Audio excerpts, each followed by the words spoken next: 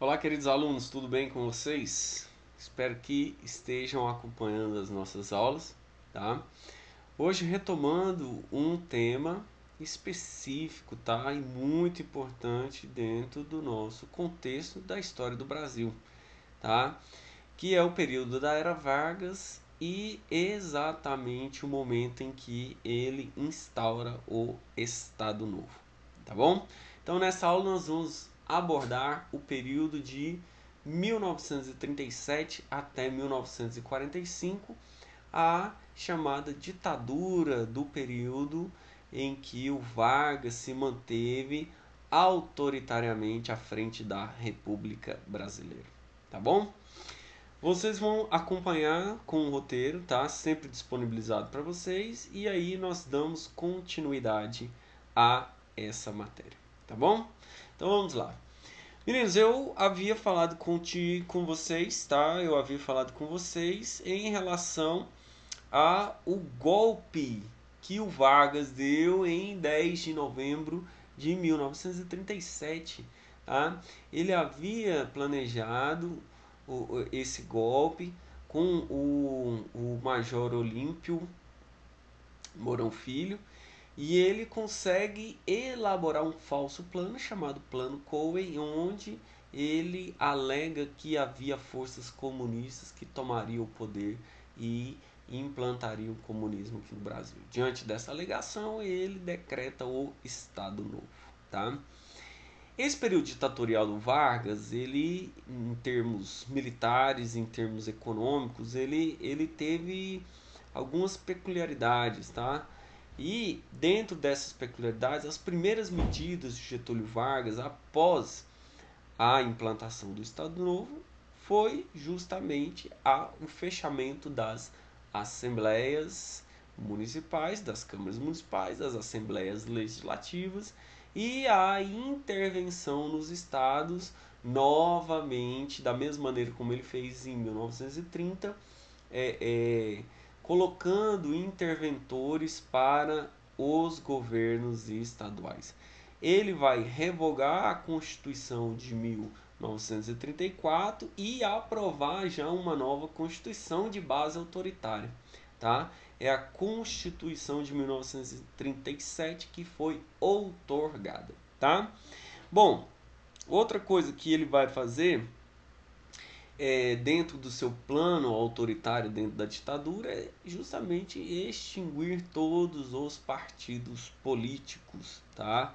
Então, o Vargas, a partir desse momento, ele governa soberanamente, tá? Ele vai governar de maneira soberana o Brasil e de maneira muito autoritária, tá?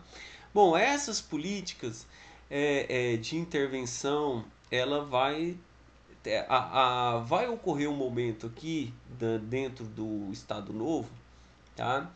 E no início do Estado Novo, particularmente em maio de 1938, um grupo que apoiou o golpe de Estado de 1937, ele exigia inclusive a participação no governo, que era o grupo dos integralistas. Lembrando a vocês que os integralistas eram o grupo político de base fascista aqui dentro do Brasil.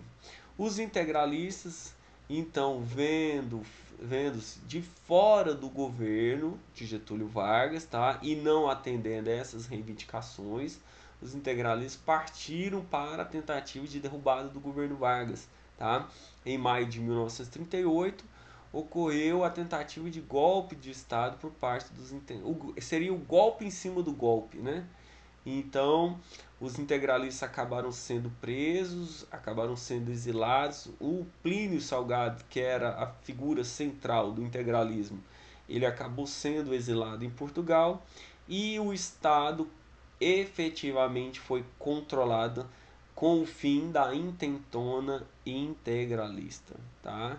Lembrando que nós já tivemos um outro momento que teve uma outra intentona, que é a intentona comunista de 1935, não confundir com essa intentona integralista que foi a tentativa de derrubada do Vargas por parte dos fascistas brasileiros. Bom?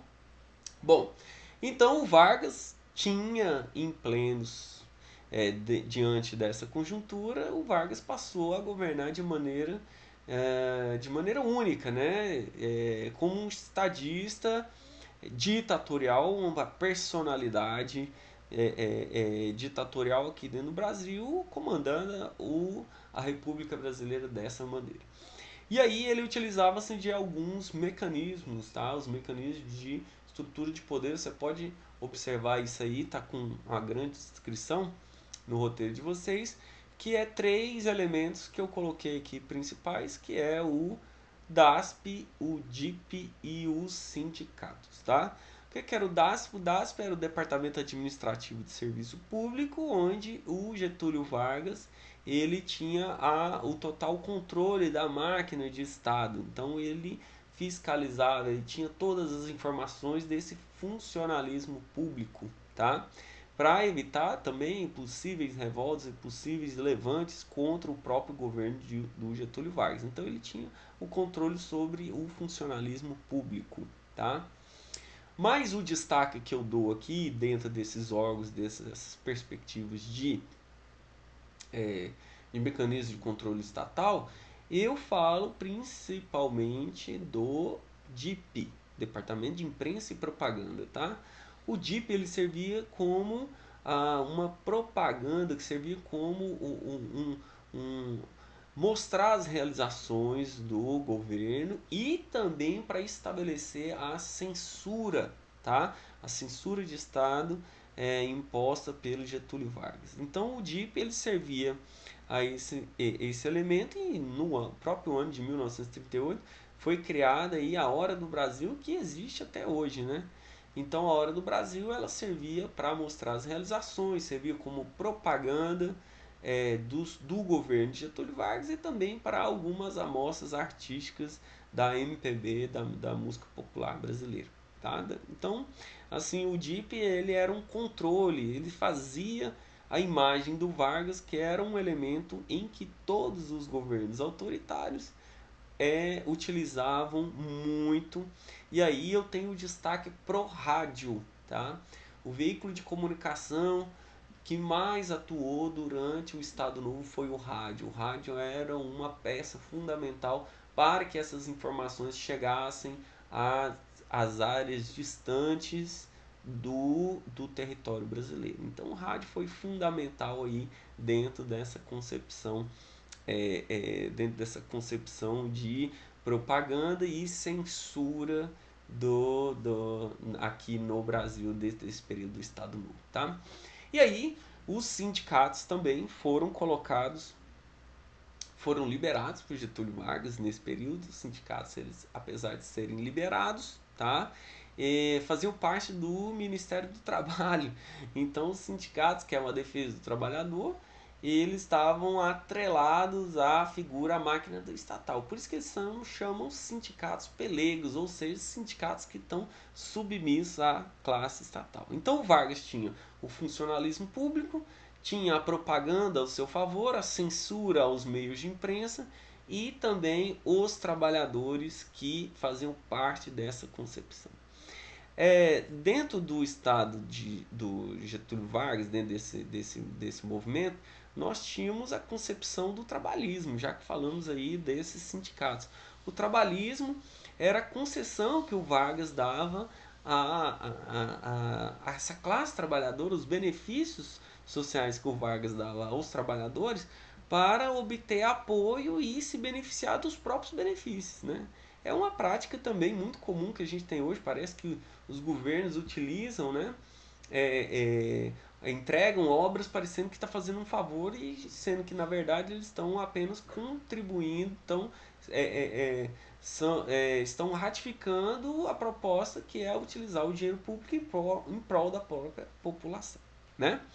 Bom, então o trabalhismo e a política das massas, né, essa política de massas, né, de controle, isso aí era muito característico dentro do Estado Novo. São dois conceitos importantes aí para a gente abordar nessa análise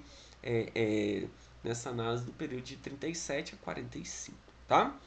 Bom, Feito isso, nós estamos analisando então um momento em que o Estado ele se modifica, tá?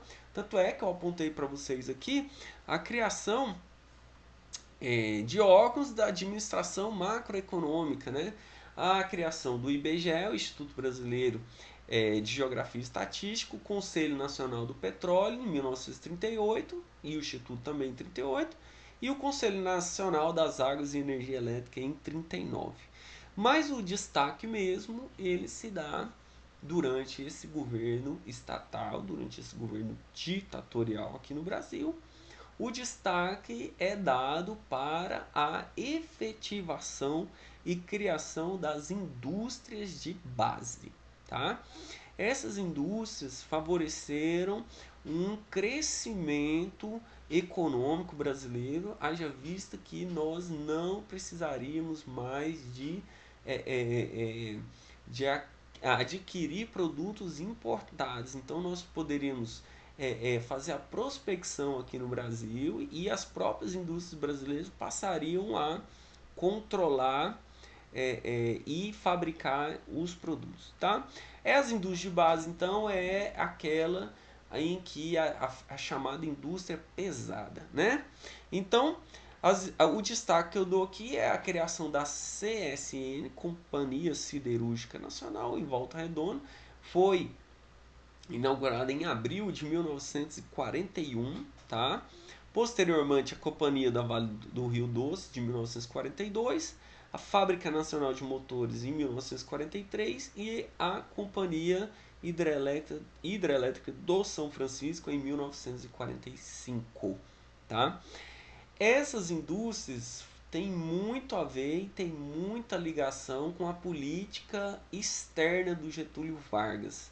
E aí, já aproveitando, essa própria processo de industrialização, ele se encontra em consonância com os fatos que estavam acontecendo na Europa durante esse período. Vamos lembrar que em 1939 ocorreu o início da Segunda Guerra Mundial e os países do eixo levaram à frente, né, comandado por Alemanha, Itália e Japão. Eram os países imperialistas, totalitaristas, de base militarista, né? Então, o Vargas ele adotava uma política de neutralidade, não apoiando nem os países do eixo, nem os aliados, que era formado pela França, pela Inglaterra e pela União Soviética, tá? Basicamente, esses dois lados se confrontaram durante esse período.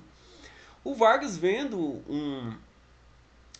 o avanço alemão em 1940, elogiou publicamente esse avanço.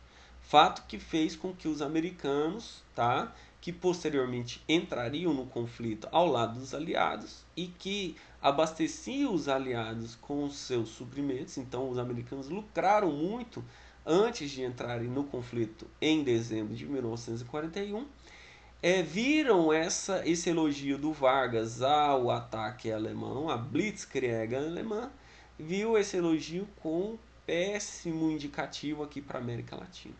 Os americanos reagiram, chamaram Vargas para a conversa e emprestaram um quantitativo de 20 milhões de dólares para a construção da Companhia Siderúrgica Nacional em Volta Redonda.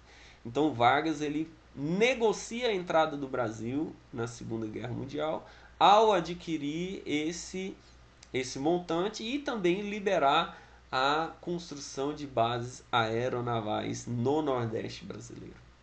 A consequência é que o Brasil automaticamente se alia a esse grupo que lutava pela liberdade, e aí é onde está o problema do Vargas.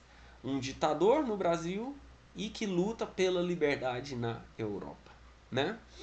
Bom, então a partir desse momento, a partir de 1945, com o final da guerra, inicia-se já antes do final da guerra, inicia-se uma pressão existente aqui. A Segunda Guerra Mundial, o Brasil participa efetivamente com um quantitativo de soldados razoável, mais de 25 mil soldados, e atua na campanha da Itália, né? Consegue êxito em várias batalhas, então assim, a participação do Brasil foi uma participação considerável em relação ao conflito da Segunda Guerra Mundial, né? É o único país latino-americano que se envolveu diretamente nesses conflitos, tá? E aí, antes de terminar a guerra, vários movimentos já contribuíram para que, exigindo a abertura, tá? Exigindo a abertura do Estado Novo, como por exemplo o Manifesto dos Mineiros, né? O Manifesto dos Mineiros foi um grupo de políticos, advogados, tá?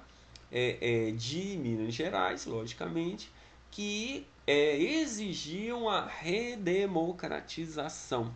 Entre esses mineiros estava um político muito influente chamado Afonso Arinos e também o ex-presidente lá da República Velha chamado Arthur Bernardes, tá?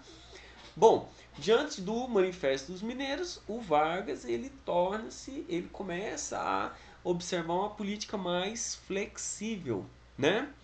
E aí, em fevereiro de 1945, diante das pressões populares, diante das pressões dos políticos, o Vargas passa a abrir, porque ele era um ditador que lutou do lado dos aliados para libertar o mundo do jugo nazi-fascista, né?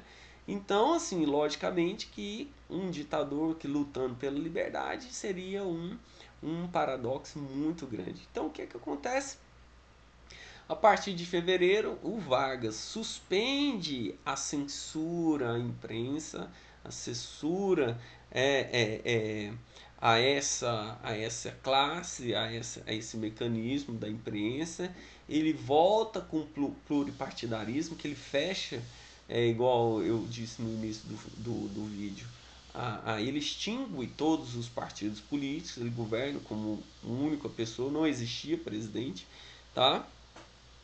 Não existia vice-presidente, então ele era presidente único nesse período aí. E também ele vai marcar eleições para o próprio ano de 1945. Muito esperto Vargas dentro desse contexto, porque na verdade ele ficou como ditador durante 15 anos, de 1930 a 1945, e na verdade ele queria retornar, ele queria continuar como presidente, por isso que ele lança a abertura política antes mesmo que ocorresse uma deposição, tá, dele, e ele lançaria a candidatura dele para a presidência, tá? E, inclusive vários grupos de esquerdas, grupos de estudantes e a classe trabalhadora se juntaram no movimento que ficou conhecido como queremismo, tá? Queremos Getúlio Vargas, e essa classe trabalhadora tinha um receio de perder as suas conquistas trabalhistas durante esse período de Vargas no poder, né? Bom, os próprios aliados do Getúlio Vargas, os próprios aliados lá da Revolução de 30 e também que fizeram parte do governo do Getúlio Vargas, vendo essa manifestação popular, se antecipam, tá? Se antecipam a esse jogo político do Getúlio Vargas, e no dia 29 de outubro de 1945 o Getúlio Vargas vai acabar sendo deposto pelas forças do Exército, que contava entre seus integrantes com o general Góes Monteiro e o próprio major do Exército, Eurico Gaspar Dutra, tá? Eles foram responsáveis pela deposição do Getúlio Vargas. O Getúlio Vargas vai se candidatar a senador pelo Rio Grande do Sul, e ele vai acabar vencendo essa corrida, tá? O novo presidente que ganhou as eleições de 45 foi o próprio major, o próprio general, falei major anterior, ratifica aí, não é major, é o general Eurico Gaspar Dutra, que foi o ministro da guerra também do Brasil. Então era uma figura muito respeitada dentro desse meio, e ele acaba ganhando as eleições de 1945, tá? O Getúlio Vargas foi deposto, mas, como nós sabemos, depois ele vai voltar, mas aí a nossa análise é sobre os períodos populistas, tá?